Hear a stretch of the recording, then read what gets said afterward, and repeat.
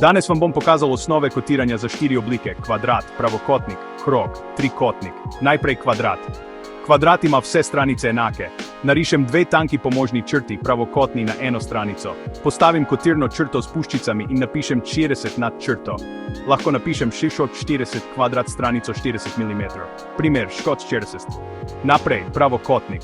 Pravokotnik ima dolžino A in širino B. Zapišem A je 80 ob spodnjem robu. Zapišem B rala 50 ob levem robu. Če rišem v merilu, so številke realni milimeter. Hiter prikaz, 80 Zdaj krog, kotiram s premerom M ali s polmerom R. Narišem pomožno črto od središča kroga proti obodu. Postavim tanko kotirno črto s puščicami in napišem R za premer. Ali napišem R za polmer. Premer za celoten krog, polmer za lok. Primeri, M od 100, R 20. Končno trikotnik. Kotiram dolžine stranic, višino ali kote. Vsaka stranica dobi kotirno črto in vrednost 50.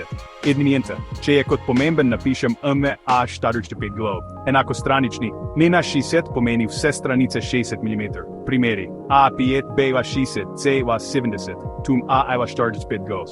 Splošni nasveti. Kotirne črte tanke, objektne črte debelejše. Na konce kotirnih črt puščice. Številke na sredini nad črto vodoravno, berljivo.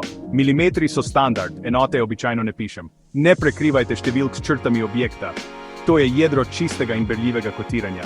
Vadite, ohranjajte črte urejene in naj številke govorijo zase.